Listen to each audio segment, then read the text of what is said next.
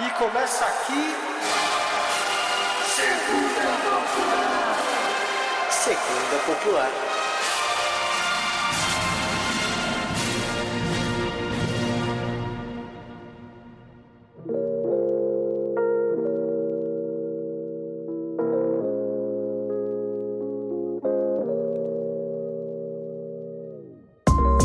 Fala, galerinha do mal, tudo certo? Sejam bem-vindos a mais um grande episódio do Meu Popular. E hoje, na verdade, foi um achado, né? Eu acho que eu e o Frog, a gente não esperava gravar isso. A gente olhou e falou assim, mano, tem uma pauta aí. E hoje nós vamos falar deles, do planeta dos macacos. Eu queria dizer também, isso é um ponto, a gente não vai repetir isso, mas eles são chimpanzés e a gente sabe, macacos têm cauda. Mas eu não vou entrar nessa linha. Mas, dos macacos, um neoclássico, talvez, não sei, vamos pensar sobre isso. E nós vamos falar especificamente do Planeta dos Macacos de 2011, A Origem, que é o primeiro dessa nova trilogia e que daqui a pouco vai ser uma quadrilogia, né? Porque já está pra ser lançado mais um filme do Planeta dos Macacos. Frog, o que você acha dos mamacos? Pra onde que você vai nessa discussão? Assim, eu vou falar. Eu fiquei genuinamente impressionado para descobrir a quantidade de filmes Planeta dos Macacos existem. Então é bom deixar isso muito claro. A gente vai falar daquele do Caesar de 2011 lá, que de 2011. Mas o filme é legal. Eu gosto desse filme. Eu acho que, enfim, eu lembro quando eu assisti a primeira vez. E eu lembro que eu revi ele um pouco antes da pandemia, e aí quando estourou a pandemia, no final do filme eu falei, olha, eles previram a pandemia de Covid, né? Enfim, eu entrei nessa brisa, mas eu fiquei surpreso de descobrir que existem tantos filmes do Planeta dos Macacos. Eu acho que muda um pouco de cada um a perspectiva que está sendo abordada nesse, por isso que eu acho que a gente quis falar especificamente desse, porque os antigos, né, da década de 60 e 70,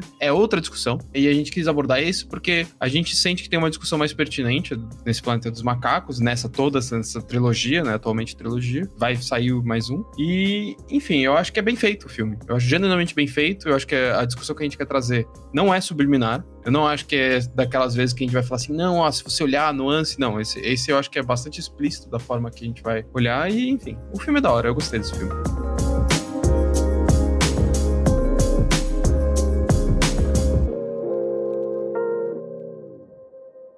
Estamos prontos. Tem certeza que não está se precipitando? Eu estou trabalhando nisso há 5 anos e meio. Os dados são incontestáveis. Estamos prontos, Steven. Eu só preciso da sua aprovação para testar em humanos. Vai precisar da aprovação da diretoria. Tem muito dinheiro envolvido nisso, Will. Só teremos uma chance. É só o que eu preciso. Tá bom, mas eu quero ver a pesquisa toda. Deixa comigo. Ô, Will, oi? Deixe suas emoções pessoais fora disso. Essa gente investe em resultados, não em sonhos. Tá bom? Pra quem nunca viu, a gente tá no nosso mundo normal, vamos dizer assim, a nossa normalidade de mundo, e tem uma empresa que faz experiências com vários animais, inclusive com chimpanzés, e ela tá tentando testar a cura pro Alzheimer, como se o cérebro se regenerasse, né, alguma coisa assim, pra curar o Alzheimer. E ao testar nos macacos, os macacos vão ficando mais inteligentes, quando o macaco não tem Alzheimer, no caso. E aí, a experiência que mais dá certo é de uma chimpanzé fêmea e ela acaba falecendo. E aí o filho dela, o pequeno chimpanzé dela, o cientista adota esse chimpanzé, chama ele de Caesar, de César no caso, e aí começa uma grande aventura nesse sentido do macaco ir ficando inteligente e entender que ele é oprimido nesse mundo, né? Acho que é uma linha. Acho que o Frog pontou bem que, assim, a gente pega alguns filmes, isso faz parte da nossa ideia aqui, de pegar coisas, vamos dizer assim, normais, ou filmes que são, entre aspas, alheios à política, e falar, olha isso aqui, né? Como a gente falou, um episódio que eu gosto muito, tipo, pô, se você olhar High School Musical 2, no final, os trabalhadores se organizam pra fazer um negócio, toda a discussão. Esse filme não. Eu acho que esse filme, ele é, assim, diretamente uma história do nascimento de uma liderança, como lideranças nascem, acho que isso é uma pauta interessante pra gente trazer, e como que revoltas que vão vir a ser revoluções, né, mas começa com uma revolta, como a organização de uma revolta começa, por que transformar o ódio em algo organizado. Então eu acho que esse filme, ele é bem literal, assim, a gente pode começar por aí. A primeira linha, que é uma das que eu mais gosto, porque eu li Hobsbawm, toma essa, viu? Eu me formei em história, eu li a faculdade, mas eu li Hobsbawm. E aí a gente tem essa discussão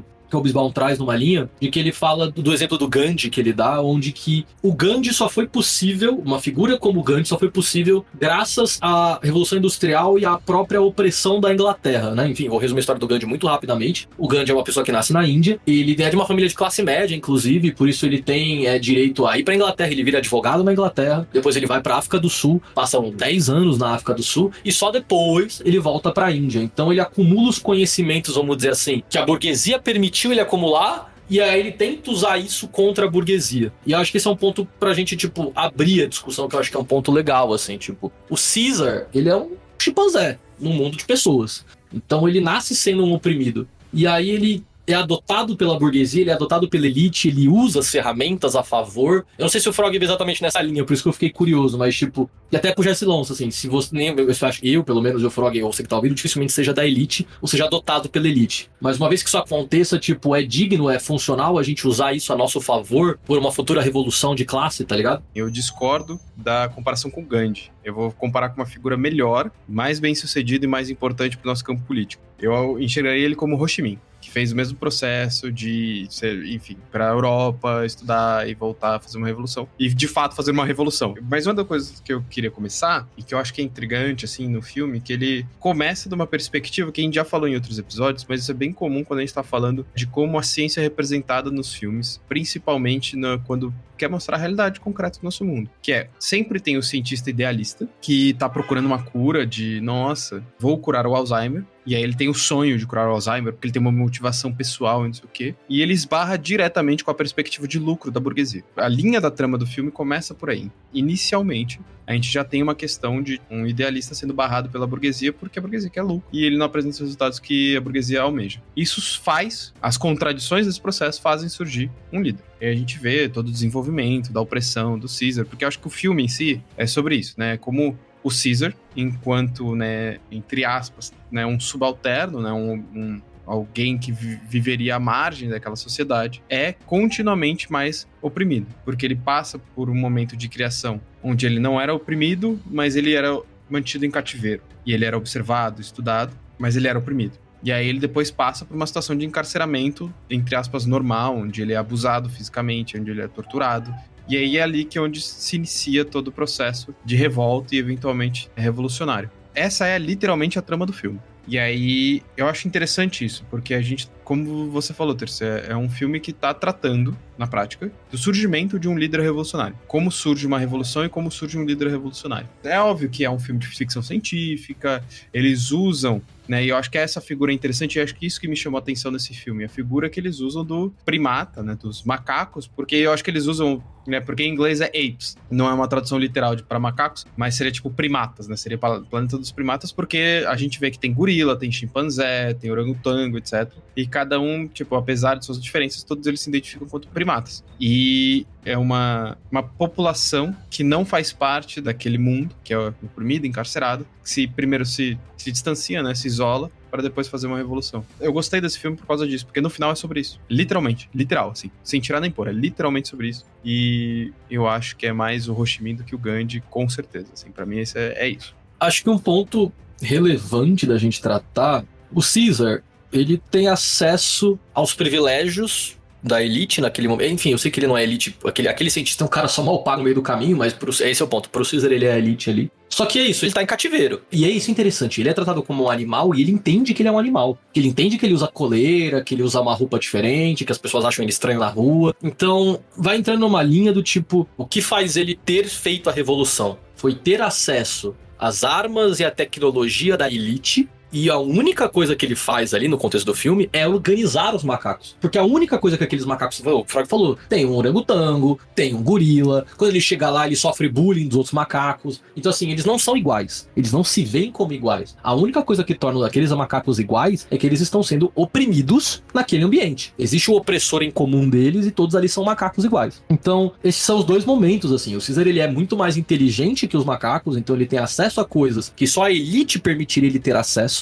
Assim como a gente citou agora o Ho Chi Minh ou o Gandhi. Só que foi necessária essa experiência dele lembrar, ou ele de ser lembrado e torturado que ele é inferior perante os outros naquela sociedade, para ele aprender a fazer alguma coisa e se organizar. E aí tem esse momento que eu gosto muito, acho que talvez seja um dos melhores momentos do filme. O final é muito legal, mas eu gosto desse momento. Que o cientista vai soltar ele conseguiu subornar um cara, puxou uma liminar, sei lá, e ele abre a cela e o Caesar não vai. Porque ali ele já entendeu que ele tinha algo a fazer. E é interessante isso, tipo, no final das contas, o status quo prende ele e a elite ia soltar ele. Ia dizer, porra, mano, quem nunca? Porra, fala uma merda aí, chega junto, foda-se. E ele falou, não, eu pertenço a esse lugar, eu pertenço a essa galera, eu preciso ser assim como eles porque eu nunca deixei de ser. E aqui nos leva a uma outra pergunta, inclusive, tipo, enfim, a gente vai entrar numa linha do IC, porque eu não fui criado pela elite, nem o Frog, talvez ninguém que esteja aqui, mas o fato da pessoa ser criada pelo opressor não torna ela um não oprimido, tá ligado? A gente nunca deixa de ser oprimido perante o nosso sistema. Então, eu acho que existe muito isso, existe uma suposta ascensão social de pessoas que vão ficando ricas ou famosas, existe um deslumbre de agora eu sou da elite, agora eu cheguei em outro lugar, porque a gente relaciona muito ser da elite com dinheiro, mas não é só dinheiro, acho que envolve muitas outras coisas que o Caesar entendeu muito cedo, tá ligado? A galera gosta de questionar, inclusive eu acho que esse é um argumento bastante utilizado para questionar o marxismo no século XXI,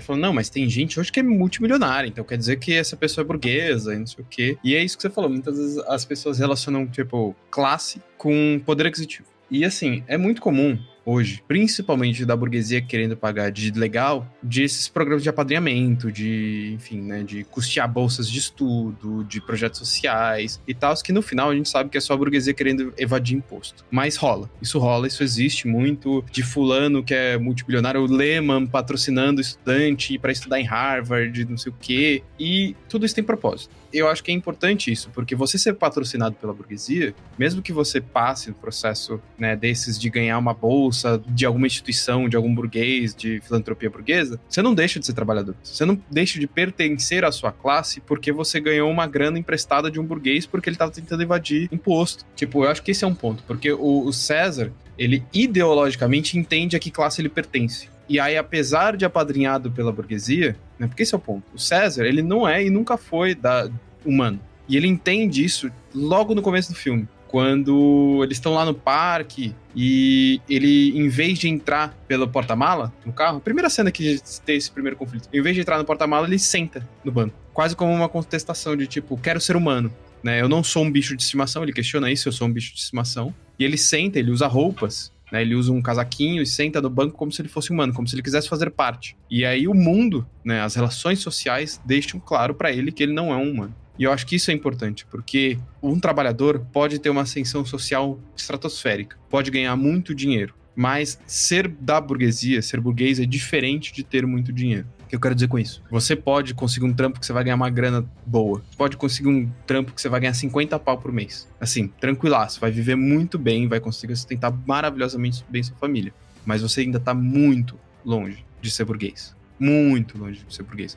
A gente às vezes não compreende o que é ser burguês. Mas queria lembrar pra vocês que quando o Neymar agora foi, por exemplo, pra jogar lá, esqueci o nome do... Eu lembro que fizeram um cálculo de salário dele, que por minuto ele ganhava, tipo, milhões de reais, sei lá, tô chutando, mas era muito absurdo, assim. Ainda assim, o Neymar não é burguês. Porque a gente tem que entender que um burguês, ele não é... O status social dele não é necessariamente atrelado à renda, apesar de a renda de um burguês ser estratosférica, e a gente nunca vai compreender isso, porque, por exemplo, ninguém ganha bilhão, ninguém vai chegar ao número bilhão, não importa o quanto você economize, porque a gente às vezes perde a dimensão do quanto é 1 milhão e quanto é 1 bilhão. É sempre legal ver aqueles negócios de tipo 1 milhão de grãos de arroz, e aí mostra um montinho lá, e quanto é 1 bilhão de grãos de arroz. Eu acho que essa é uma constatação importante, e é essa realização que o César chega. Tipo, não importa o que aconteça na minha vida, não importa a relação que eu tenha com esse cara aqui, eu não sou um ser humano. E isso é uma realização, e essa concepção, né, esse pertencimento à classe trabalhadora, essa consciência de classe, que é importante pra gente ter quando a gente tá falando de luta de classes.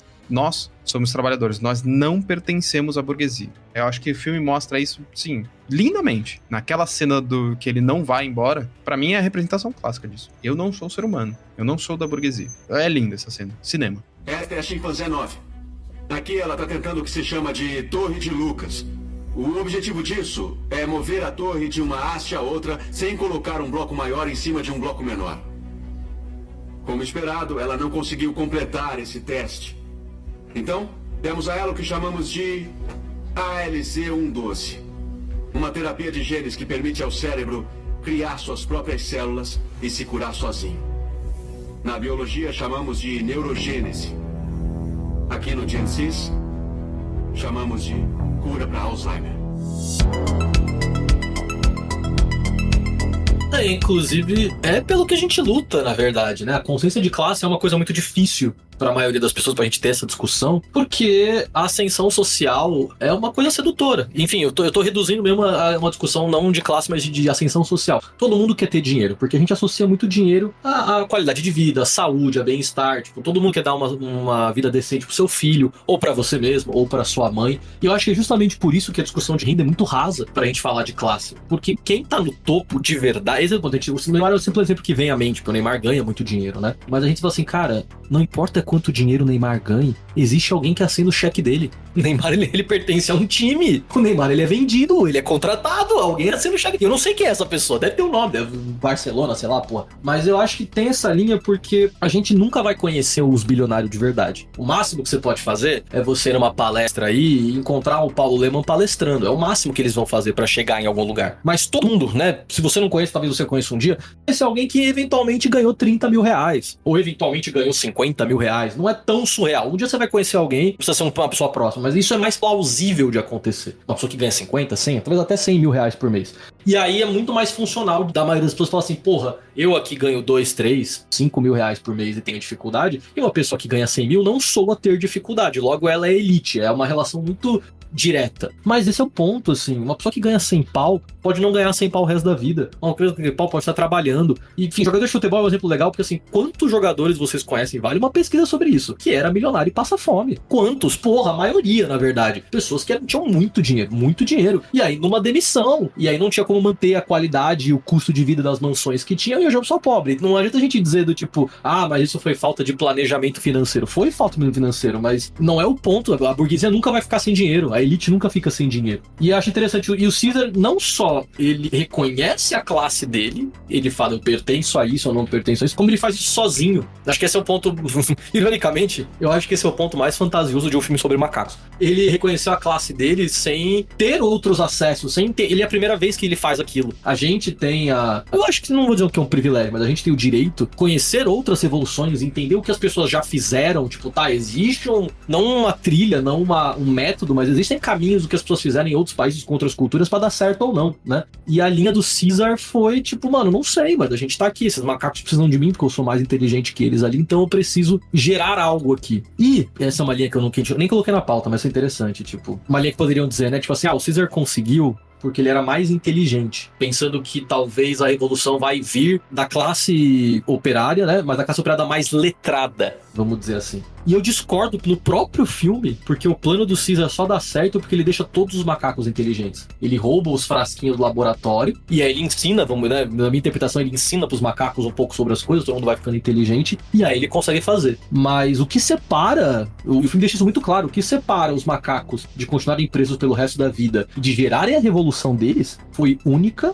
e exclusivamente organização. Porra, isso é muito foda. Isso é um filme que passou em Hollywood com CGI de macaco. Então não tem como. O filme é legal pra caralho. Aí eu e o Frog, a gente não pensava que o filme era tão legal. Nós dois já tínhamos assistido. A gente bateu um papo, foi assistir. Eu falei, mano, o filme é bom pra porra. Eu não lembrava dessas coisas. Quando eu reassisti, eu falei, meu Deus, velho. Não sei quem tá ouvindo a gente já assistiu os antigos Planeta dos Macacos. Porque é outra história. É outro rolê. É tipo, de fato, um planeta, um outro planeta que o cara aterrissa e tal. É uma história diferente, de fato. Então, tipo, quando eu fui rever esse, eu fiquei tipo, que brisa, mano. O que esse cara quer dizer com isso? Sabe? Eu fiquei encucado, assim, com o filme. E eu fiquei reflexivo sobre o filme. Que eu não lembro de ter ficado. E aí, no meu saldo, no final, que o filme é bom. Tipo, genuinamente, assim, reassistir com esse olhar, eu achei muito da hora, assim. Eu acho que um ponto importante, assim, que esse filme, ele trata, né? Eu achei interessante isso que você falou, porque são figuras, né? São figuras de linguagem que o filme tá usando. Então, obviamente, ele tá falando de Planeta dos Macacos, que são primatas, fazendo uma revolta e tal. São figuras. E aí, eu acho que essa figura também dele levar o negócio pros macacos, pra eles ficarem, entre aspas, mais inteligentes, né? Essa que, no final, pra mim, pensando sobre isso, é a tomada de consciência, né? Somos trabalhadores, somos oprimidos, vamos, né? É o processo de tomada de consciência. Aqui no filme é representado por esse negócio, pelo composto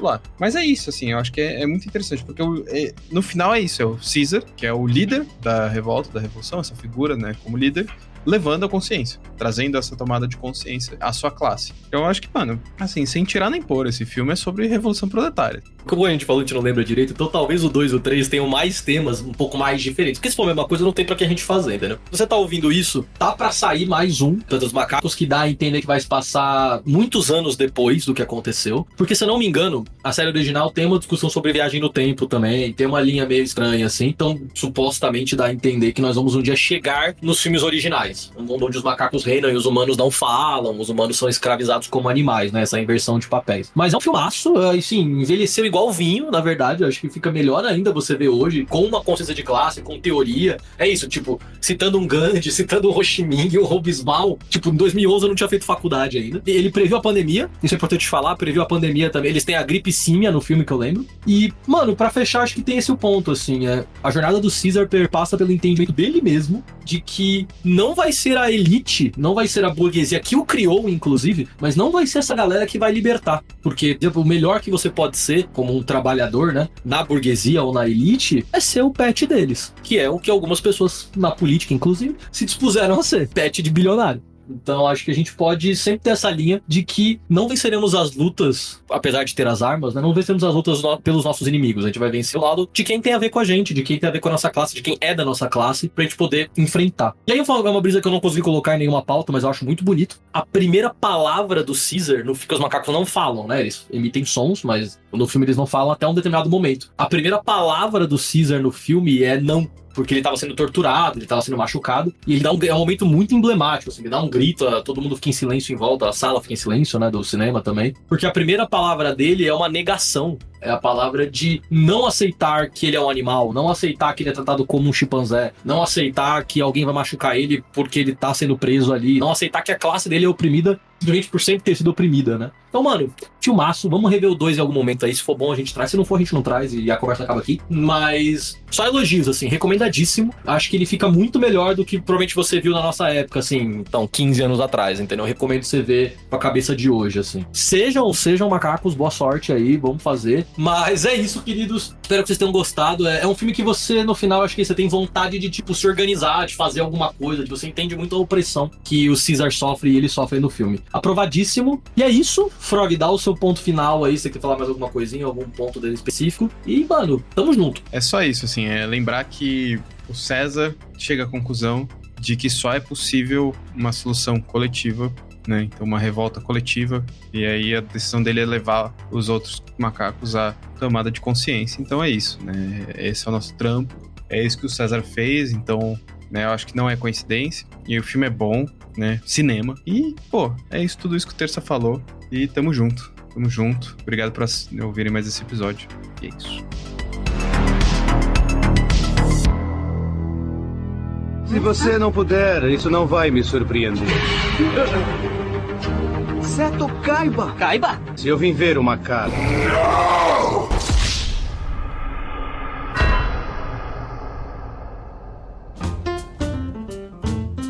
Bom, então muito obrigado por terem ouvido esse episódio, mais um episódio do Segunda Popular aqui com a gente. Eu queria sempre lembrar que nós somos um coletivo de marxistas-leninistas, de produtores de conteúdo na internet, e você pode achar todas as nossas informações aqui no link ao lado, se você tá no Spotify, se tá qualquer outro agregador, ou só pesquisar Soberana, tem nos links também nos nossos Instagrams e tudo que vocês podem encontrar lá. Então, obrigado por ouvirem mais esse episódio do Segunda Popular. Não esqueça de seguir as redes sociais do podcast para acompanhar nossos lançamentos futuros, e também acompanha nossas redes sociais aqui, né? Eu sou o Frog, quem tá falando aqui comigo é o Terça, nossa produtora é a Ana, nosso editor é o Nate, então siga nossas redes sociais também, acompanhe nosso conteúdo e também não esqueça de avaliar o nosso podcast e seguir nas plataformas de áudio que você escuta.